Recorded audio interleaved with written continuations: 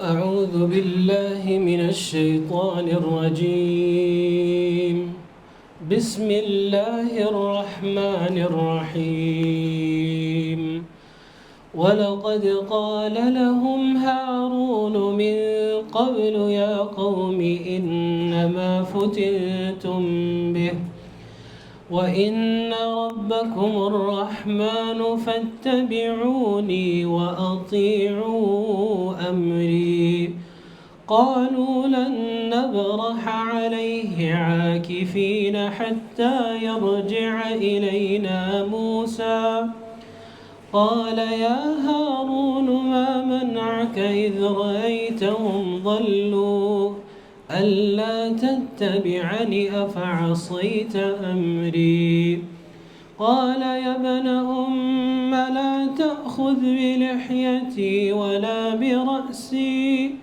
إني خشيت أن تقول فرقت بين بني إسرائيل ولم ترقب قولي الحمد لله الذي هدانا لهذا وما كنا لنهتدي لولا أن هدانا الله اللهم علمنا ما ينفعنا وانفعنا بما علمتنا وزدنا علما وعملا يا رب العالمين رب اشرح لي صدري ويسر لي أمري واحلل عقدة من لساني يفقه قولي. Inshallah, we'll be continuing with our study of Surah Taha, and tonight we'll be covering verses 90 through 98. And this section is the culmination of the story of Musa alayhi salatu wasalam.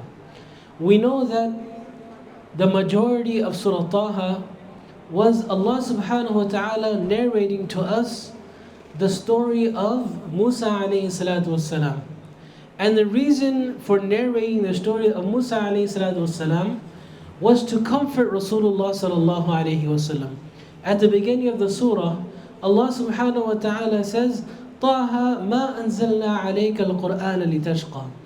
Allah subhanahu wa ta'ala starts this surah with these unique letters, and then Allah subhanahu wa ta'ala addresses Rasulullah sallallahu alayhi wasallam that this Qur'an was not revealed to be a burden upon you.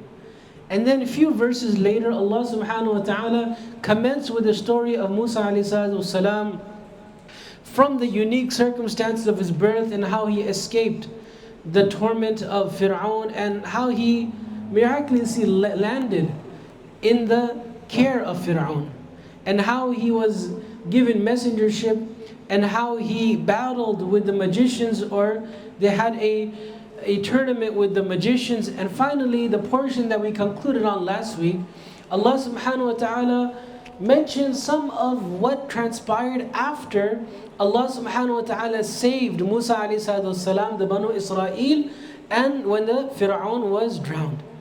What happened was Musa alayhi salatu wasalam went to Mount Tur to receive the Torah.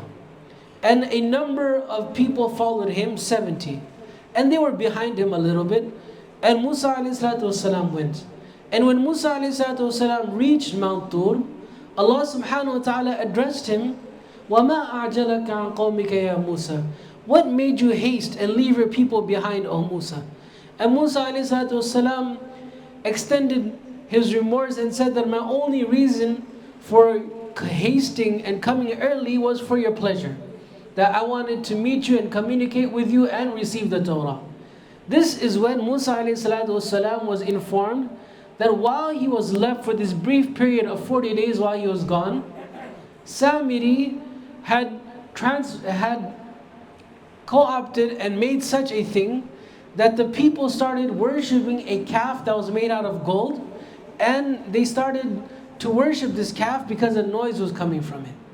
So when he was informed of this, Musa alayhi salatu wasalam went back and he addressed his people, and they put the blame on Samiri. Now the verses that we will cover today is what happened between Musa alayhi salam and Harun. Harun alayhi salatu wasalam was left back. So Allah subhanahu wa ta'ala mentions, وَلَقَدْ قَالَ لَهُمْ هَارُونُ مِنْ قَبْلُ يَا قَوْمِ إِنَّمَا فُتِنْتُمْ بِهِ وَإِنَّ رَبَّكُمُ الرَّحْمَنِ فَاتَّبِعُونِي وَأَطِيعُوا أَمْرِي. Verily, Harun alayhi salam, who stayed back with the Banu Israel, he saw everything that was happening. Ya qawmi innama futintum bih. He addressed the people before Musa ﷺ came back that, oh my people, you have been tried by this calf. So Harun ﷺ, who stayed back while Musa ﷺ went to get the Torah, he had already addressed the nation.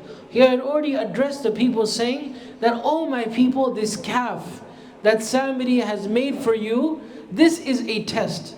Whether you'll stay on Tawheed or you'll fall for the little glamour that somebody has brought for you. This is a test for you to see if you can recognize or you can distinguish between haqq and batil. وَإِنَّ رَبَّكُمُ الرَّحْمَنِ. And then Harun alayhi salam told them that verily your Rabb, your true Rabb is Ar-Rahman. And we see there's a lot of wisdom in the sifa or the quality of Allah subhanahu wa ta'ala that Harun alayhi salam used. He said, وَإِنَّ رَبَّكُمُ الرَّحْمَنِ. That your Rabb, He is Ar-Rahman. What's unique about this is that Ar-Rahman is the one who can care for you. He is the one who can forgive you. You made this mistake of following somebody in misguidance. The merciful Allah who took care of you and saved you from Fir'aun, who allowed you to cross the water, who gave you manna wa salwa, the same merciful Allah can forgive you. Right? So He tells His people that this is a test. وَإِنَّ رَبُّكُمُ الرَّحْمَنِ. Verily your true Rabb is not this calf, is not this thing that somebody has brought, but it is the most merciful Allah. فَاتَّبِعُونِي. So follow me. Meaning follow my way of sincerely worshipping Allah subhanahu wa ta'ala. Follow my way of tawheed, meaning only worship one Allah subhanahu wa ta'ala. Follow my way of ibadah and worship, that we only worship Allah subhanahu wa ta'ala. وَأَطِيعُ أَمْرِي. And follow my command. Follow my command in abandoning the worship of this calf. I'm commanding you to leave and abandon worshipping this calf. You should leave it. So Allah subhanahu wa ta'ala is informing us that Harun alayhi salatu wasalam, in the interim, he warned the people. He said that this is a test. Follow and worship Allah subhanahu wa ta'ala, who is the most merciful. And follow what I'm telling you. And listen to my commands.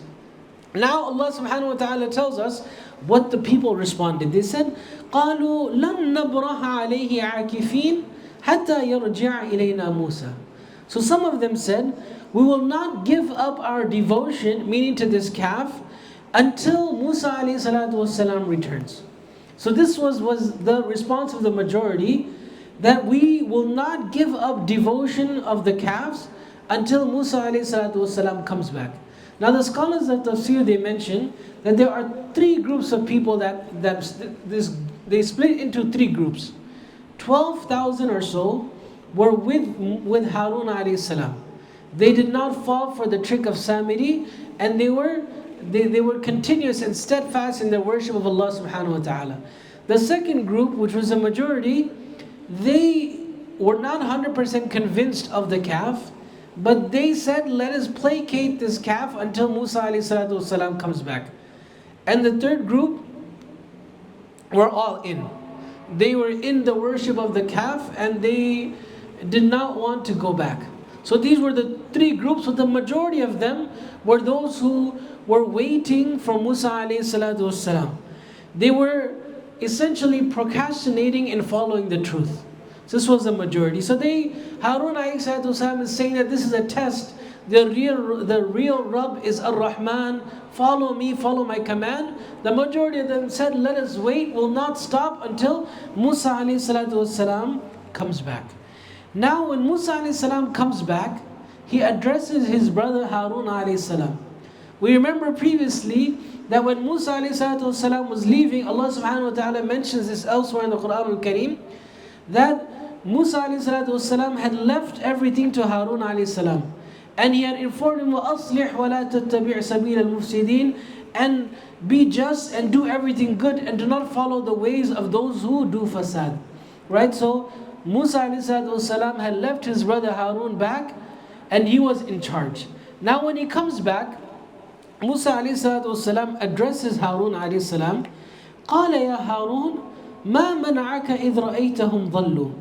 O Harun, what prohibited you when you saw them going astray? The literal meaning is what prohibited you, but it is used in why didn't you act?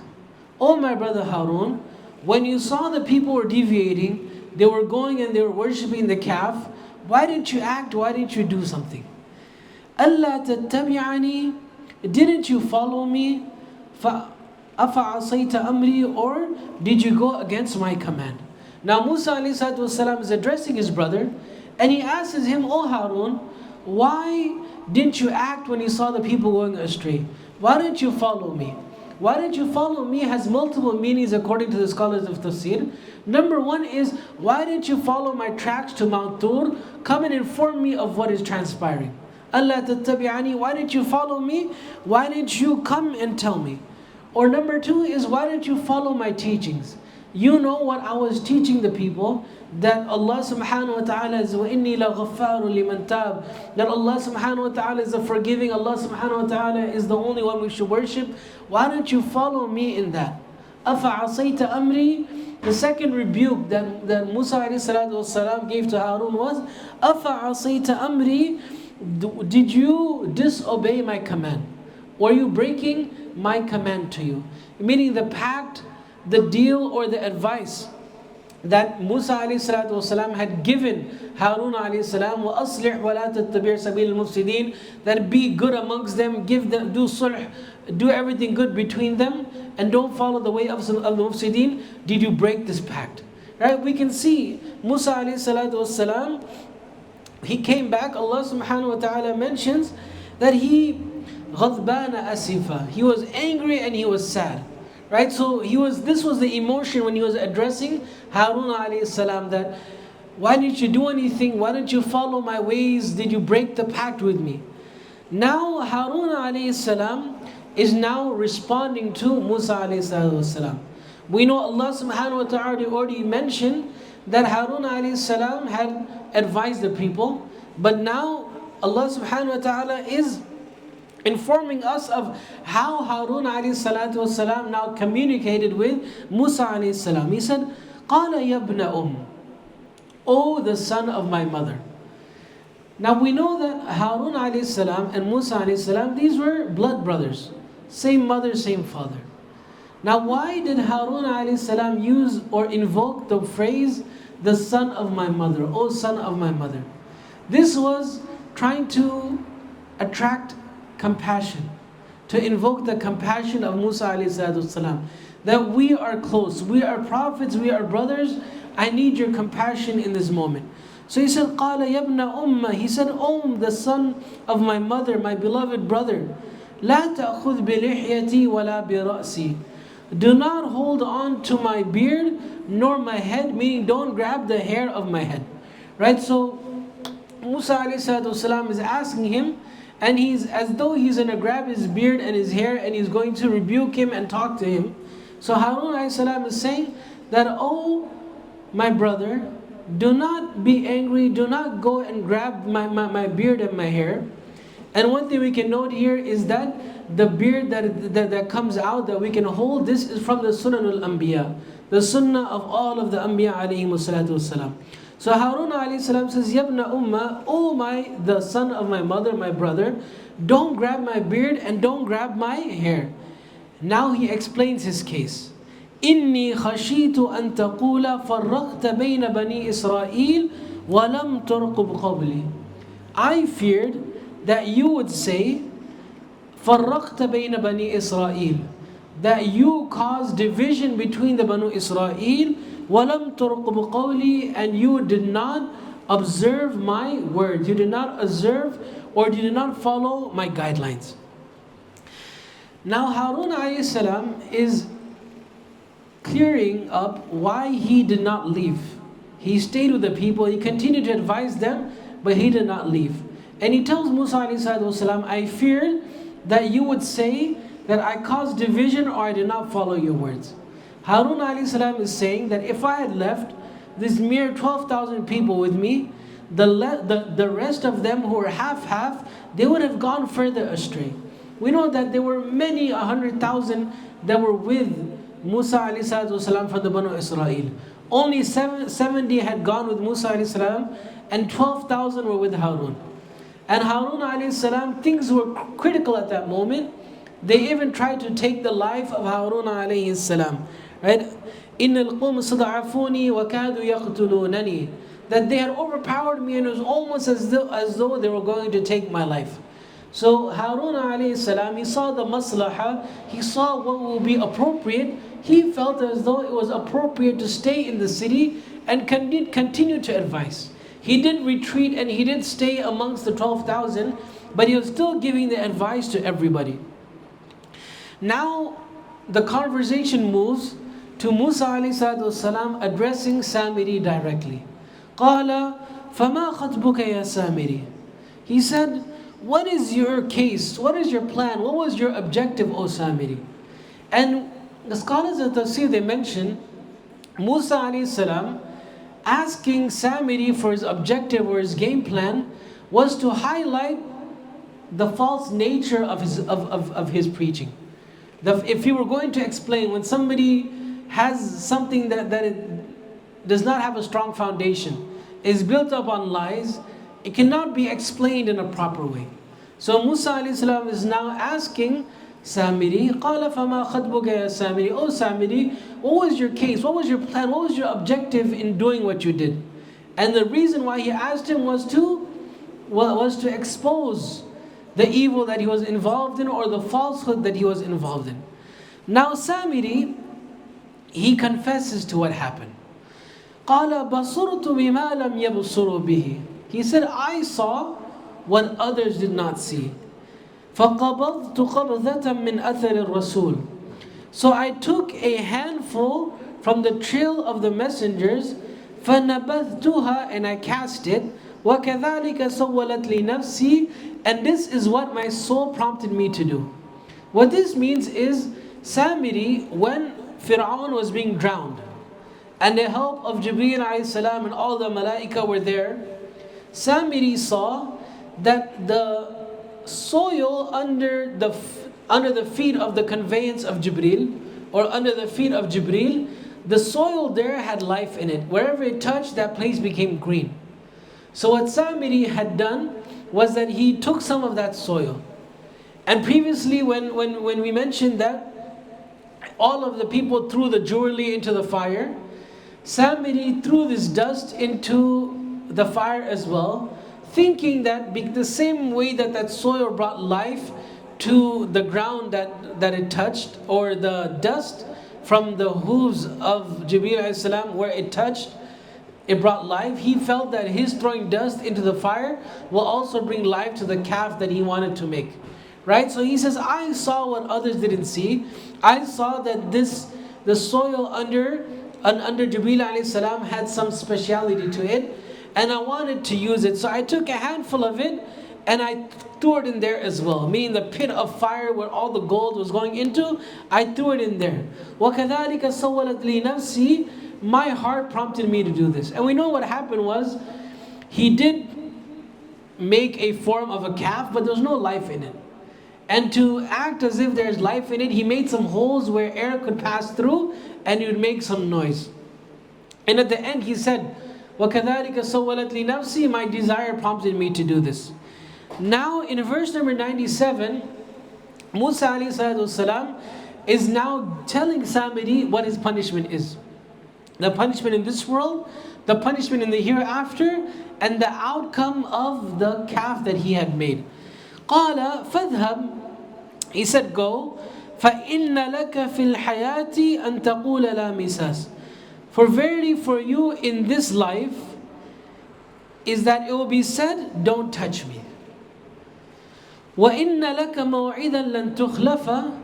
And you have a meeting date, you have an appointment that you will not fail to meet. Right? So Musa alayhi salatu wasalam tells him, number one, your punishment in this life is that you will be ostracized. Everyone will be said that don't talk to him, don't go close to him, no contact. No contact, antaqula la misas. That everyone will be told that don't touch, or don't even go close, don't have any contact with Samiri. This is the punishment of this world, that you will be ostracized. وَإِنَّ لَكَ مَوْعِدًا لَن تُخْلَفَ. As for the punishment of the hereafter, it is an appointment that you will have, that you will not fail to meet. Right? This is a warning that this is going to happen. You will face Allah subhanahu wa ta'ala in the hereafter, and it's a given fact. There's nothing you can do about it. Now the third part is what happened to the calf that he had misled. وَانظُرْ إِلَىٰ إِلَهِكَ الَّذِي ظَلْتَ عَلَيْهِ عَاكِفًا. Look at the calf that you adamantly worship, this deity that you so willingly and adamantly worship. Look at it. لَنُحَرِّقَنَّهُ. We will either burn it or grind it. لَنُحَرِّقَنَّهُ literally means to burn, but in the context of this verse, it could mean we'll grind it up, break it into pieces. ثُمَّ لَنَنْسِفَنَّهُ فِي الْيَمِّ نَسْفًا. Then we will scatter it in the sea as ashes. Right? This whole thing that you had done and tried to mislead people, the reality of it is that this is destroyed. And we look at just the words of the Quran al-Kareem. ثُمَّ لَنَنْسِفَنَّهُ فِي الْيَمِّ نَسْفًا. And we'll scatter it in the ocean as ashes. Once the ashes are scattered, there's no resemblance of it left. There is no remnants of it left. It's completely gone. There is no power to it.